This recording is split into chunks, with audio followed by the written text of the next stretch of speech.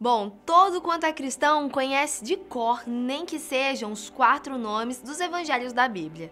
Esses livros que recebem esse nome de evangelho são chamados assim porque trazem sempre o mesmo assunto: a vida de Jesus Cristo aqui na Terra. Mas apesar de quase todo mundo conhecer os evangelhos de Mateus, Marcos, Lucas, João, a realidade é que uma série de outros livros que são considerados evangelhos também foram escritos no passado, mas como vocês devem imaginar, eles não foram considerados livros canônicos, ou seja, eles não foram aceitos ou considerados verdadeiros pela Igreja Católica. Esses livros são conhecidos como evangelhos apócrifos, e cada um deles teve lá o seu motivo para não ser aceito e compilado junto à Bíblia. E é claro que todos esses textos são considerados hereges por trazer versões das histórias sagradas que a igreja não gosta nada. Então vem comigo que hoje eu vou te contar um pouco mais sobre os 6 evangelhos polêmicos que você não vai encontrar na Bíblia. Quem sabe agora você não consegue tirar as suas próprias conclusões. Eu sou a Thalita Flores e sejam mais do que bem-vindos ao Fatos Desconhecidos. Número 1. Evangelho dos Ebionitas. Depois que Jesus, aquele homem que nasceu lá em Belém, faleceu, muitas pessoas, como você já deve saber, continuaram adorando como um Deus que encarnou aqui na Terra. Mas ao mesmo tempo que isso acontecia, algumas seitas e grupos que se consideravam cristãs, mas não concordavam com 100% daquilo que pregavam na época, começaram a se formar. A maioria dessas seitas acabaram se dissolvendo pouco tempo depois, mas nesse meio tempo, elas se reuniam para discutir o que eles julgavam ser o verdadeiro cristianismo. Os Ebionitas foi uma dessas seitas, que existiu do 2º ao 4º século depois de Cristo. Esse grupo foi o responsável por escrever o Evangelho dos Ebionitas, mas apesar de ser um evangelho cristão, esse livro nunca foi bem aceito e por isso ele não foi aprovado na hora de compilar a Bíblia que conhecemos hoje. Nesse evangelho eles deixavam claro que achavam importante preservar algumas das tradições judaicas que a maioria dos cristãos da época já não praticavam. Além disso, a maior divergência filosófica desse evangelho era o fato deles não acreditarem que Jesus faria parte de uma divina trindade. Para eles, Jesus teria sido um homem iluminado e até mesmo um Messias na Terra, mas não uma divindade como estamos acostumados a escutar por aí. No final das contas, o Evangelho dos Ebionitas foi considerado muito semelhante aos dogmas judeus e distante, de certa forma, do cristianismo. Número 2. Evangelho de Filipe. Bom, o chamado Evangelho de Filipe é realmente um dos livros mais intrigantes que nós vamos conhecer hoje. Apesar de não falar sobre a vida de Jesus, como faz os outros evangelhos, esse livro traz no seu conteúdo uma espécie de sermão. E apesar dele ter recebido esse nome, ele não foi escrito por Filipe. Esse evangelho recebeu esse nome porque Filipe é o único apóstolo mencionado nele, sem falar que ele foi escrito entre 180 e 350 depois de Cristo. E nessa época nós já sabemos que nenhum dos apóstolos estavam mais vivos. Agora, o seu conteúdo é realmente intrigante. Primeiro porque ele é escrito de uma maneira muito complexa, que por vezes se torna difícil de compreender. E segundo porque ele diz coisas que são consideradas blasfêmias para os cristãos modernos. Por exemplo, no Evangelho de Filipe diz que certos rituais da igreja, como o batismo, não passam de alegorias. E diz mais, ele conta que Jesus Cristo e Maria Madalena formavam um casal.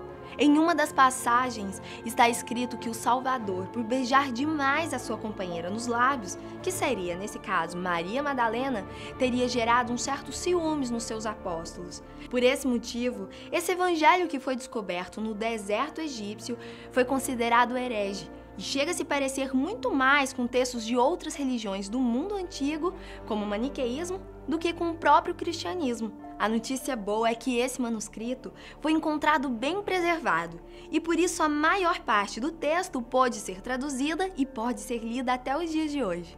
Número 3. Evangelho do Salvador. Já o Evangelho do Salvador, o nosso terceiro item da lista de hoje, é o Evangelho apócrifo descoberto mais recentemente. Um grupo de pesquisadores americanos estava analisando alguns arquivos do Museu de Berlim em 1997, quando se depararam com uma pilha de manuscritos antigos. Foi nessa pilha que eles encontraram fragmentos do que parecia ser um evangelho nunca estudado antes. E esses fragmentos pertenciam ao Evangelho do Salvador. Apesar desses textos estarem em sua grande maioria danificados, eles encontraram conteúdo bastante peculiar. Esse evangelho, assim como os que encontramos na Bíblia cristã, também conta sobre a vida de Jesus enquanto ele esteve na Terra. Mas o grande diferencial era que muitas passagens eram contadas de uma outra maneira, ou com detalhes diferentes daqueles que já conhecemos e que está na Bíblia. Por exemplo, na famosa passagem que Jesus faz uma oração para o seu Pai na noite anterior que iria ser crucificado, pedindo para que, se fosse possível, Deus afastasse dele esse cálice, o Evangelho do Salvador diz que tudo isso aconteceu durante um sonho, enquanto que na passagem oficial, Jesus estaria fazendo essa oração em um jardim. Não se sabe ao certo quem foi o seu autor, mas através das condições dos pergaminhos, eles conseguiram datar o documento como sendo do 2º século depois de Cristo. O motivo para ele não ter entrado junto com os outros evangelhos tradicionais na Bíblia é um tanto quanto óbvio. Ele traz algumas contradições sobre como teoricamente teria acontecido algumas situações na vida de Cristo. Número 4. Evangelho de Pedro. Já o Evangelho de Pedro, assim como o Evangelho de Filipe, não foi escrito pelo apóstolo Pedro, como o nome sugere. Mas isso naquela época era muito comum. Muitas pessoas escreviam seus livros cristãos e assinavam como alguém conhecido ou influente no meio, porque assim a obra seria levada mais a sério e seria também mais valorizada. Esse evangelho foi encontrado em um túmulo egípcio no século XIX e foi fácil para os pesquisadores descobrir que ele não havia sido escrito por Pedro, porque ele foi escrito em um século depois que o apóstolo já tinha morrido. O seu conteúdo também é controverso e foi considerado herege por desentoar completamente daquilo que já estava na Bíblia. Nesse evangelho está escrito, por exemplo, que Jesus não sentiu dor ou sofrimento algum enquanto estava na cruz, porque Deus teria o poupado. E como o sofrimento de Jesus na cruz é um dos sacrifícios e momentos mais relevantes para o cristianismo, você já pode imaginar o quão absurdo esse livro pareceu ser para os conservadores.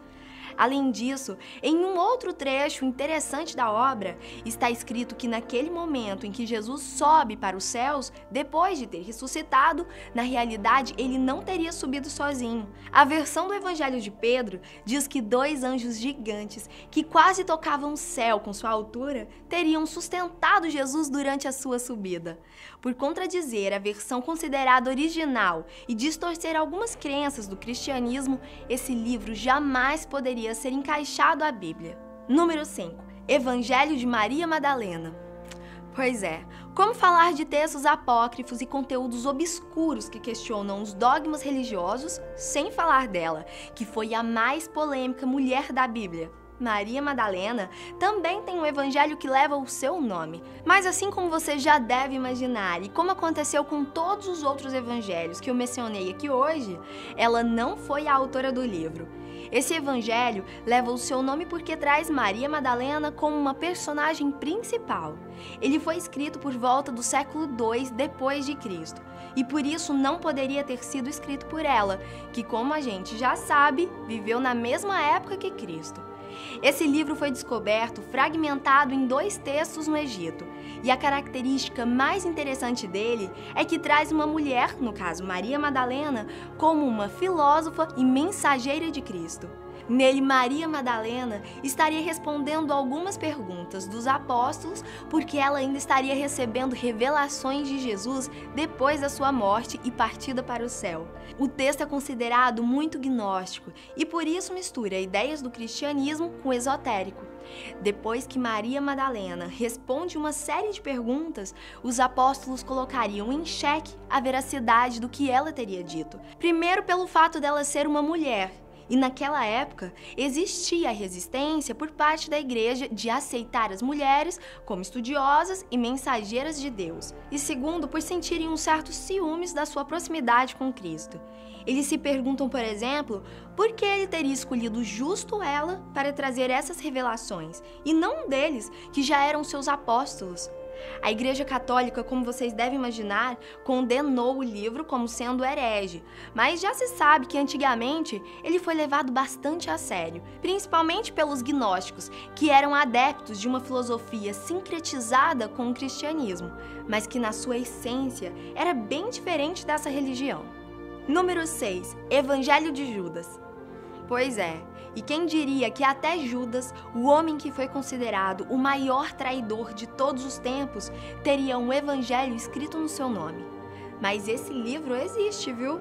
Ele é considerado mais um livro gnóstico, que é aquela corrente filosófica do século II que eu disse que mistura ou sincretiza o cristianismo com outros assuntos e crendices esotéricas.